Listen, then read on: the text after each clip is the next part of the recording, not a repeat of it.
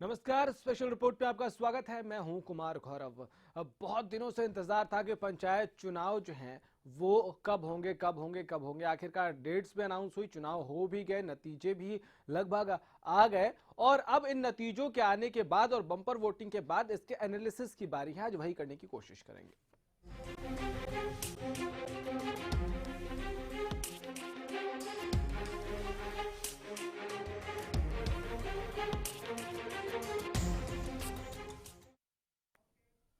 Bumper voting से बदलाव होगा क्या, सवाल यही है। पहले ये रिपोर्ट देखिए, फिर चर्चा आगे बढ़ाएंगे। जनादेश के आगे कांपा जाडा, कड़ाके की ठंड पर वोट की चोट, तीनों चरणों में बड़ा चमत्कार, सपने साकार करेगी छोटी सरकार, क्या बम्पर वोटिंग से आएगा बदलाव?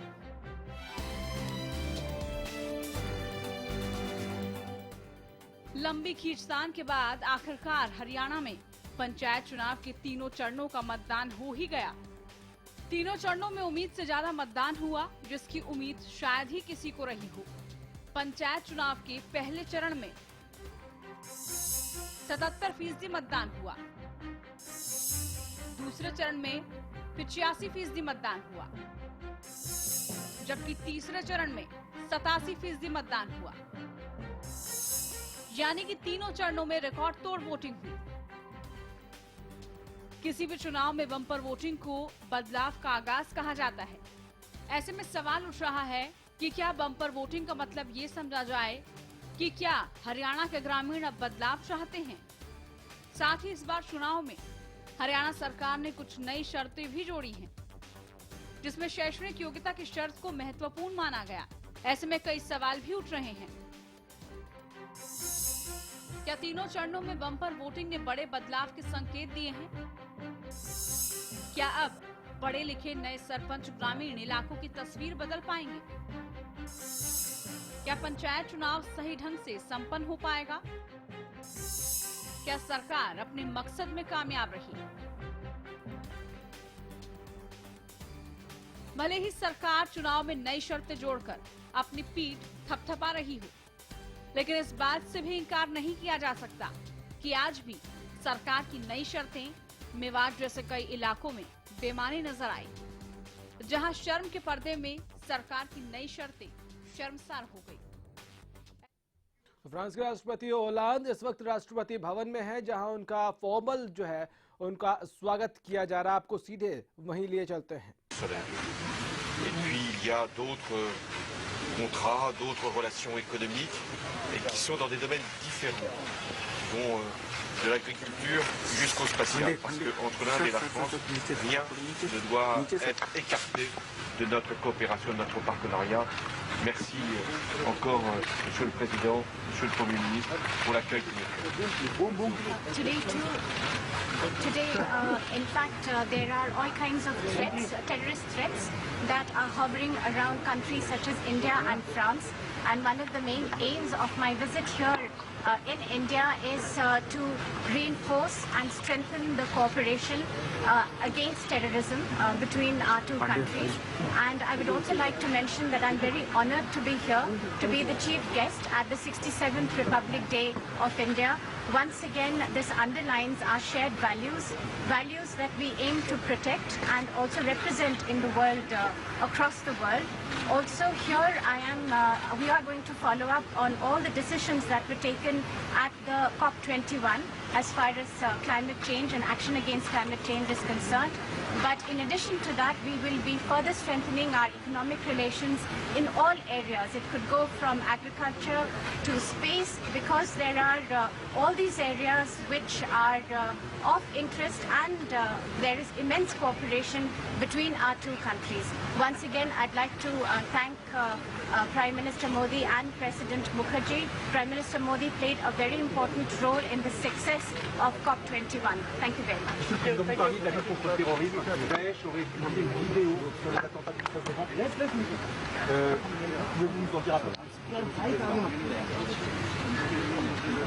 Rien ne nous effraiera.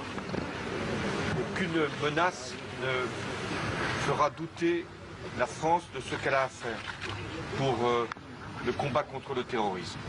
Et si j'ai pris des mesures pour prolonger l'état d'urgence, c'est bien parce que je sais que cette menace est là, mais que nous ne céderons en rien, ni sur les moyens de défendre notre pays, ni sur les libertés. Et ces images ne font que disqualifier les auteurs de ces crimes.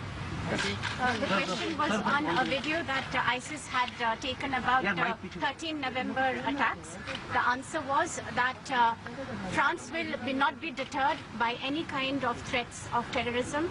We will take all measures that are required to protect democracy, and therefore the decision that was taken to extend the period of emergency in France so that we can take all the necessary measures. We will always protect the values for which France stands. Monsieur le Président, vous pensez venir ici?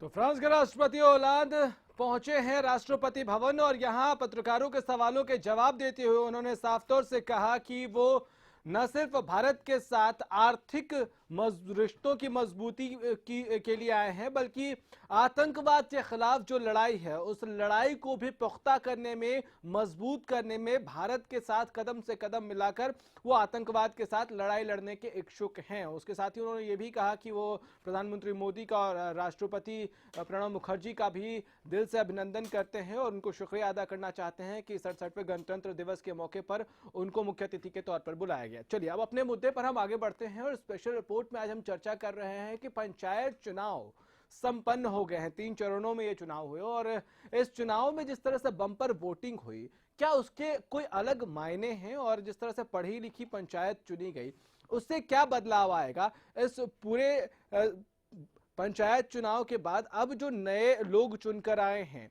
उनमें युवाओं की भागीदारी जो है उससे क्या बदलाव आएगा? जो पढ़े लिखे लोग सामने निकल कर आए हैं उनसे क्या बदलाव आएगा?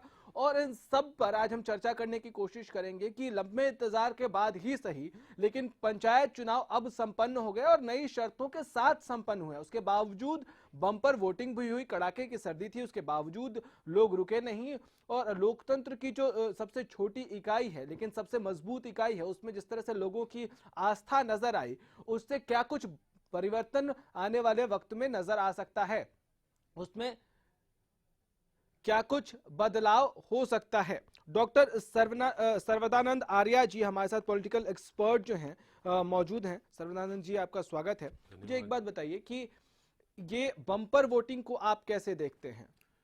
देखिए, ये रुझान देखिए, सबसे पहले जितने भी छोटे इलेक्शन होते हैं उसमें संख्या बढ़ती है, वोटर्स की संख्या बढ़ती है, वोटर्स की रुचि बढ़ती है। परंतु पहली बार आपने देखा इतनी बड़ी, जब इसको बम्पर आप कह रहे हैं तो रिकॉर्ड तोड़ है। ये 87% से भी ज्यादा है, 91-92 भी कहीं 1-2 जगह पर सिरसा जिले के अंदर बहुत भारी संख्या मतदान हुआ। आप एक बात देखिए कि सबसे पहले मतदान हो या ना हो इसके ऊपर बड़ी आलोचना हुई, लोग कोर्ट तक भागे। एक नया संशोधन आया कि इतने पढ़े लिखे लोग जो हैं वो आगे आए, पंच भी पढ़ा हुआ होना चाहिए, सरपंच भी पढ़ा होना चाहिए। तो ये हरियाणा सरकार का एक बहुत बढ़िया कदम था। अब इसके पीछे उनका मोटिव क्या था इसके ऊपर तो मैं कोई चर्चा नहीं करना चाहता, वो एक अलग डिबेट है, वो अलग डिबेट है। परंतु जो भी था, सुप्रीम कोर्ट में भी सारी बाधाओं को पार करने के बाद आखिर ये संशोधन पास हुआ और पढ़े लिखे व्यक्तियों के लिए रास्ता खुला। ये वो लोग थे जो इसकी आलोचना कर रहे थे, जो एक तरह से इसको इलेक्शन लड़ना और इलेक्शन जीतना कैसे भी किसी भी तरीके से इसको अपना एक जन्मसिद्ध अधिकार मानते हैं। और यहीं से भ्रष्टाचार, यहीं से इलेक्शन के अंदर जो गड़बड़ियां होती हैं वहां से शुरुआत होती है, क्योंकि अभी आपने कहा ये सबसे छोटी इकाई है और इसमें अभी भी देखिए तकरीबन 9000 से ज्यादा कुछ पंच उनके पद खाली रह गए, 7 से ज्यादा सरपंचों के पद खाली रह गए। वो ठीक है, जब भी कोई व्यवस्था आती है तो इस प्रकार से व्यवस्था को सुधारने में समय लगता है। तो क्रांतिकारी बदलाव कहेंगे आप?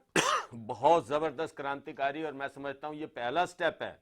जब आप विधानसभा में बैठे हुए उन लोगों के लिए भी एक संशोधन पास करेंगे कि वहां भी पढ़े लिखे व्यक्ति होने चाहिए और धीरे धीरे ये पार्लियामेंट तक जाएगा, ये क्रांतिकारी कदम है।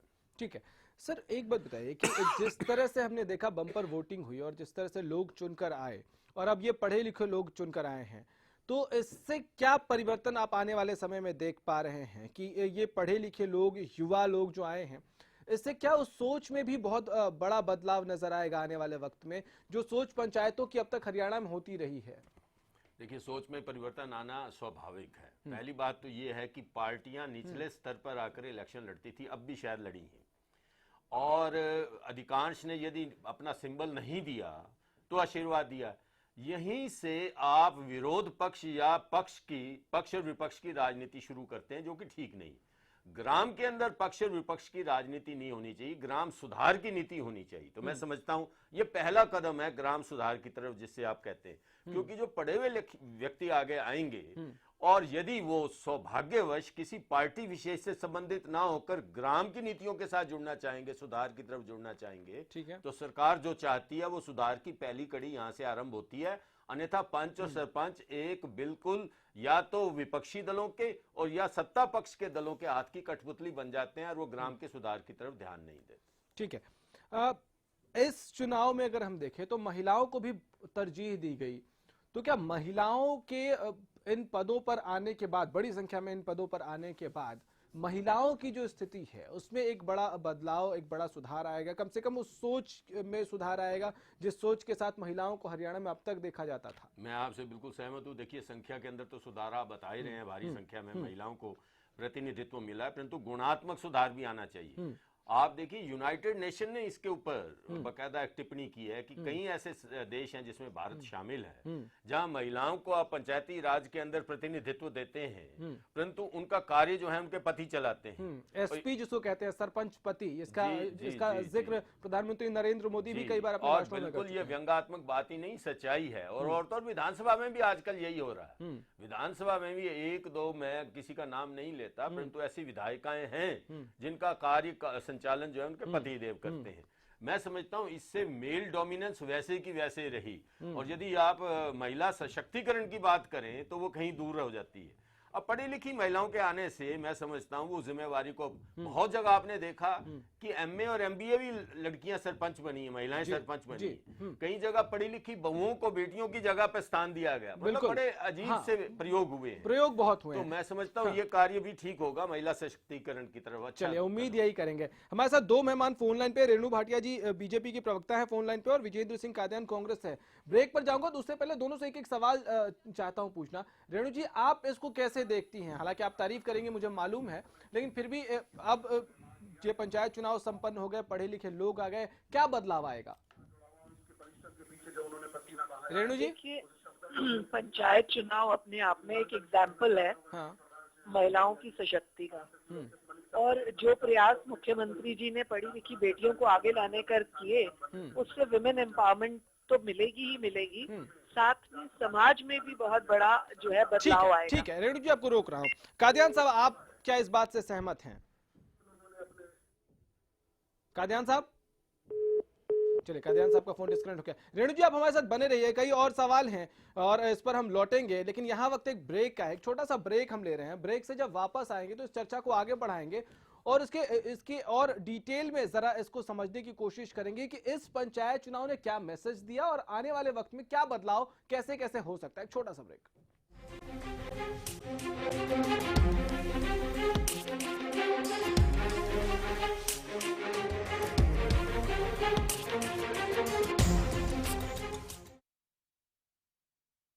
हरियाणा फ्रेश शुद्ध घी का नाम बड़ा, शुद्धता की कसौटी पर खरा, घर के घी जैसा स्वाद मन भाए, जो भी खाए तंदुरुस्ती पाए।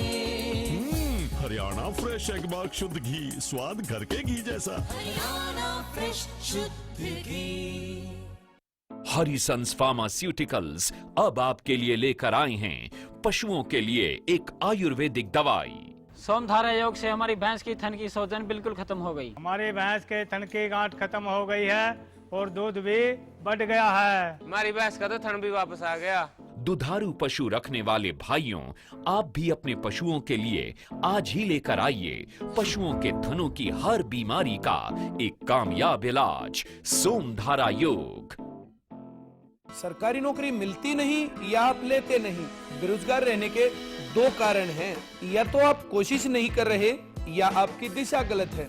सरकारी नौकरी कैसे पाई जा सकती है, देखिए हमारा खास कार्यक्रम कैसे पाएं सरकारी नौकरी, हर रोज दोपहर 2:30 बजे।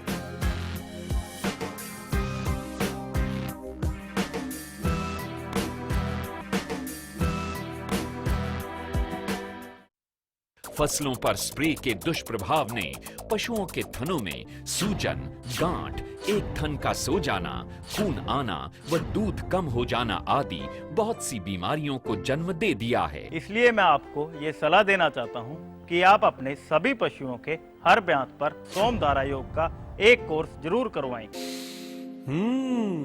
वो कौन है जो खुशबू लाता है, स्वाद बढ़ाए खाने में और सेहत बनाता है, तो बोलो बोलो पापा। मम्मी।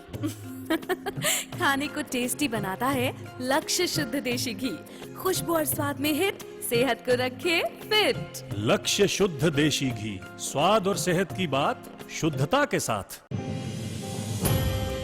हमारे इतिहास के इस अहम मौके पर जब वर्षों के संघर्ष और जद्दोजहद के बाद हम अपने देश के शासन की बागडोर अपने हाथों में लेने जा रहे हैं।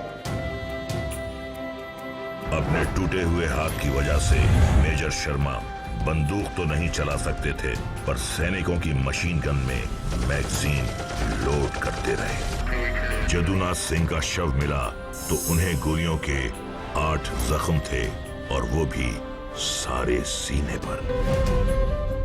की वजह से छिन गया था मंजरी का। एक इम्पोर्टेंट मैसेज, अगर आपको टीवी सीरियल्स देखने का शौक है तो जल्द से जल्द अपने घर में सेट टॉप बॉक्स लगाइए। क्यों? क्योंकि सेट टॉप बॉक्स लगाने की आखिरी तारीख निकल चुकी है। तो आप टीवी सीरियल्स कभी भी बंद हो सकते हैं।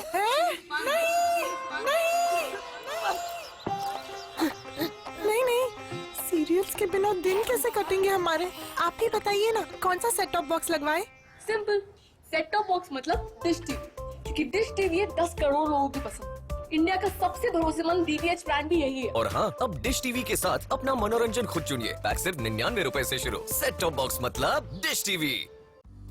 The wait for global education in Sirsa is finally over. MDLR Group presents MDK International School, a new landmark of world-class education in the green belt of Sirsa. The first residential cum day boarding school in Sirsa, affiliated to Cambridge University, London, brings forth a global nurturing environment under the guidance of Mr. Lawrence Frey, Director, MDK International School. MDK International School also offers fully air-conditioned campus, state-of-the-art infrastructure,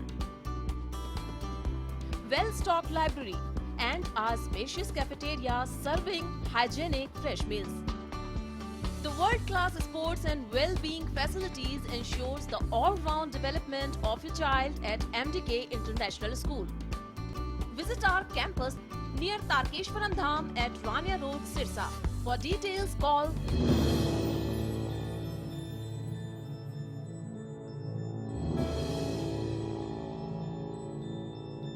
Haryana fresh शुद्ध घी का नाम बड़ा, शुद्धता की कसौटी पर खरा, घर के घी जैसा स्वाद मन भाए, जो भी खाए तंदुरुस्ती पाए। हरियाणा फ्रेश एगबाग शुद्ध घी, स्वाद घर के घी जैसा। हरियाणा फ्रेश शुद्ध घी।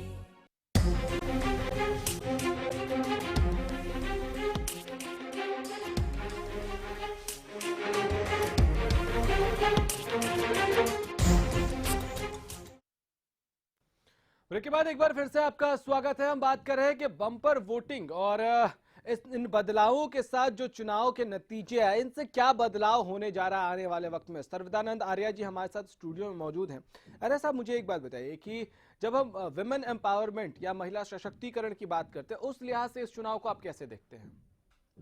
देखिए, मैं पहले इसके ऊपर चर्चा कर चुका हूं कि महिलाओं की संख्या आपने बढ़ाई है। पहले तो क्वांटिटेटिव जिसमें संख्यात्मक अध्ययन है उसमें महिलाओं का भागीदारी बढ़ी। नंबर 2, पढ़ी लिखी महिलाओं के आने से उनका जो डिपेंडेंस है वो अपने पतियों के ऊपर कम हो जाएगा, क्योंकि वो मतदाताओं से भी सीधे संपर्क कर सकती हैं, सरकार से भी सीधा संपर्क कर सकते हैं, विभागों से भी संपर्क कर सकती हैं, और वो और ज्यादा पॉजिटिव तरीके से ग्राम की सुरक्षा, ग्राम की सेहत और ग्राम के जितने भी प्रभावशाली लाभकारी कदम हैं वो उठा सकती हैं।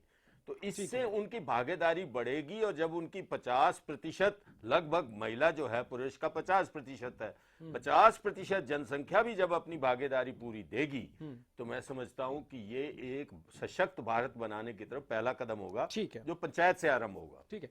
अब महिलाओं के प्रति जो नजरिया रहा है अब तक, खासकर हरियाणा जैसे इलाकों में अगर हम बात करें, कि महिलाओं को ज्यादातर लोग इस नजर से देखते हैं कि वो घर में रहें, घर की कामकाज करें, और वो पुरुषों के साथ कंधे से कंधा मिलाकर नहीं चल सकती हैं। एक जनरल परसेप्शन ये रहा है, और इस जनरल परसेप्शन को तोड़ने के लिए, उसको बदलने के लिए ये बहुत महत्वपूर्ण कदम है कि अब वो पंचायत भी जाएंगी, अब वो मीटिंग्स में भी जाएंगी, कम से कम वो मानसिकता बदलेगी। अब देखिए, सबसे बड़ी बात ये है जो हम हमेशा इग्नोर करते हैं, 70% हमारे हरियाणा की जनता जो है वो कृषि के ऊपर आधारित है, और सबसे मजेदार बात यह है कृषि के अंदर भागीदारी महिलाओं की ज्यादा है, और उस महिलाओं की भागीदारी को नकारा जाता रहा है, वो पूरे समाज के द्वारा नकारा जाता रहा है, क्योंकि समाज की व्यवस्थाएं कुछ ऐसी हैं, पुरुष की डोमिनेंस बनी रही है, मेल डोमिनेंस बनी रही है। आज के दिन में मैं पुरुष होते हुए ये कहता हूं कि ग्रामों में जो खेती से आधारित जनजीवन है, अधिकांश पुरुष या तो वहां ताश खेलने में समय बिताते हैं या रैलियों के अंदर जाते हैं, और जितना भी खेती का कार्य वो महिलाएं करती है, परंतु महिलाओं को खेती का कोई ट्रेनिंग नहीं दी जा सकती। अब जब पंचायतें महिलाओं के हाथ में आ जाएंगी और उनके प्रतिनिधि सशक्त और पढ़े लिखे होंगे, तो महिलाओं का जो कृषि में योगदान है, जो उनकी ट्रेनिंग है, उसके ऊपर भी पूरा ध्यान दिया जाएगा, और फंड्स की मैनेजमेंट जो है, खासतौर पे महिलाओं के सशक्तिकरण के लिए जो धन खर्च किया जाना चाहिए वो भी होगा, तो विकास की धारा तो बहेगी। ठीक है। नरेश शर्मा कांग्रेस से हमारे साथ फोन लाइन पे। नरेश जी, क्या आप मानते हैं कि इन पंचायत चुनाव के नतीजों के बाद, बम्पर वोटिंग के बाद महिलाओं के सशक्तिकरण को बल मिलेगा और पढ़ी लिखी पंचायत होने की वजह से काम बेहतर होगा पंचायतों में? देखिए, चिकनी चौपड़ी बातें बनाने से महिलाओं को सशक्तिकरण नहीं हो सकता। एक तरफ तो महिलाओं सशक्तिकरण की बात करते हैं भारतीय जनता पार्टी के नेता, और दूसरी तरफ माता बहन बेटियां गेस्ट टीचर जो अपने अधिकारों की रक्षा की बात करती है। सर, सिर्फ विपक्ष में इसलिए हर बात पे कटाक्ष करना, मैंने बड़ा स्पष्ट सवाल पूछा था, पंचायत चुनाव को लेकर पूछ रहा हूं कि इन बदलावों के साथ जो पंचायतें चुनकर आई हैं, क्या उससे महिलाओं के सशक्तिकरण को बल मिलेगा, और क्या पढ़े लिखे लोग होने की वजह से बेहतर काम होगा? मैं ये पूछ रहा हूँ। नहीं, देखिए, अनुभव जो है अक्षरों के ज्ञान से नहीं, प्रैक्टिकल अनुभव से होता है। ठीक है, मतलब आप इसको नकार रहे हैं, आपकी पार्टी नकार रही है इसको। पढ़े लिखे थे, उन्होंने न्याय किया, ठीक है, और वो ख्याति प्राप्त की उन्होंने समाज के। ठीक है सर, आप हमारे साथ लाइन पे रहिए। योगेश बिदानी जी बीजेपी से हमारे साथ फोन लाइन पे हैं। बिदानी साहब, नरेश जी अभी तक नकार रहे हैं, कांग्रेस नकार रही है, आपको क्या लगता है? हालांकि आपका जवाब मुझे पता है कि इससे महिला सशक्तिकरण को और बेहतर डिसीजन फैसले लेने में फायदा होगा। इस बार नारी शक्ति और ये परिवर्तन जो वर्ष चल रहा है, 15-16 वर्ष जो है, ये परिवर्तन का वर्ष है, और कितनी बढ़िया मैं खुशखबरी, मतलब मुझे महसूस हो रहा है, कितना अच्छा लग रहा है कि नारी शक्ति को इतनी पावर मिल रही है, और पंचायत अपने पांव पे खड़े होने के लिए तैयार खड़ी है। चलिए, शुक्रिया आप दोनों का हमारे साथ जुड़ने के लिए। अरे साहब, एक छोटा सा आपसे जवाब चाहूंगा मैं कि जो सीटें खाली रह गई हैं उन पे क्या हो सकता है अब? देखिए, सबसे पहले तो चुनाव आयोग जो है हरियाणा का, वो इसके ऊपर कानूनी सलाह लेगा, और इसके अंदर दोबारा मुझे लगता है इलेक्शन इनको कराने चाहिए, नॉमिनेट नहीं करने चाहिए, मेरा अपना विचार है। तो लेकिन इलेक्शन अगर दोबारा, अगर वहां कोई ऐसा कैंडिडेट होता जो चुना जा सकता था, तो वहां पहले ही नॉमिनेशन हो सकते थे। देखिए, कई ऐसे गांव हैं, सब गांवों में तो ऐसा नहीं हुआ, बाकी गांवों में पढ़े लिखे व्यक्तियों ने आगे नॉमिनेशन भरे, परंतु कुछ ऐसे गाँव हैं जिसमें कुछ प्रभावशाली लोग जो अनपढ़ हैं वो इलेक्शन लड़ना चाहते हो, उनके प्रभाव में लोग ना आए हों, लोग आ गए हों, और वहां इलेक्शन जो है वो संभव ना हुआ हो, ये इस प्रकार के मतलब कुछ गुंजाइश बन सकती है अभी, क्योंकि मैं ऐसा कोई गांव नहीं मानता जिसमें अनपढ़ ही अनपढ़ और पढ़ा लिखा कोई। चलिए, शुक्रिया सर आपका हमारे साथ जुड़ने के लिए, स्टूडियो में अपना वक्त देने के लिए। इस वक्त एक बड़ी खबर आ रही है, उसकी तरफ हम रुख करेंगे। इस वक्त एक बड़ी खबर आ रही है, और आपको बता दें कि लुधियाना से बड़ी खबर आ रही है, हौजरी के गोदाम में आग लग गई है, और इस वक्त की बड़ी खबर आ रही है, शॉर्ट सर्किट की वजह से ये आग लगी है, गोदाम में आग लग गई है। लुधियाना से इस वक्त की बड़ी खबर आ रही है, दमकल की 10 गाड़ियां मौके पर मौजूद हैं, इस वक्त की बड़ी खबर आ रही है। चलिए, एक और बड़ी खबर, दिल्ली से पंचायत चुनाव पर मुख्यमंत्री मनोहर लाल खट्टर का बयान आया है। दिल्ली से इस वक्त की बड़ी खबर है, निष्पक्ष ढंग से चुनाव संपन्न कराए हैं, सीएम साहब ये कह रहे हैं। और उन्होंने ये भी कहा है कि आम सहमति से बनी पंचायतों ने एक मिसाल पेश की है, जहां नहीं मिले उम्मीदवार वहां 6 महीने में चुनाव होंगे, सीएम ये कह रहे हैं। तो अभी हम ये सवाल उठा रहे थे और उसका जवाब मिल गया। अनिल मोर हमारे संवाददाता इस वक्त हमारे साथ फोन लाइन पे हैं। अनिल, पंचायत चुनाव जहां लोग नहीं मिले हैं, कैंडिडेट्स और नहीं चुनकर आया, वहां किस तरह से होंगे चुनाव? बिल्कुल, देखिए मुख्यमंत्री से हमने खास बातचीत की थी और हरियाणा न्यूज से खास बातचीत में मुख्यमंत्री ने यही कहा कि काफी पंचायतें ऐसी हैं कि जिन पंचायतों में उम्मीदवार नहीं मिल पाए थे। तो मुख्यमंत्री ने यही जवाब दिया कि हरियाणा में ज्यादातर पंचायतें हैं वहां पर उम्मीदवार मिल चुका है, लेकिन कुछ एक पंचायतें ऐसी जहाँ पर उम्मीदवार नहीं मिले। तो ऐसे में 6 महीने के अंदर अंदर एक दोबारा चुनाव का फेज शुरू किया जाएगा। इस दरमियान वहाँ पर उम्मीद है कि उम्मीदवार मिल जाएंगे और वहाँ पर दोबारा चुनाव करा दिए जाएंगे। और साथ ही मुख्यमंत्री ने शुक्रिया आपका इन तमाम जानकारियों के लिए। तो जहां उम्मीदवार नहीं मिले वहां 6 महीने में चुनाव करवाएंगे, ये सीएम कह रहे हैं। फिलहाल इतना ही, इजाजत दीजिए, नमस्कार।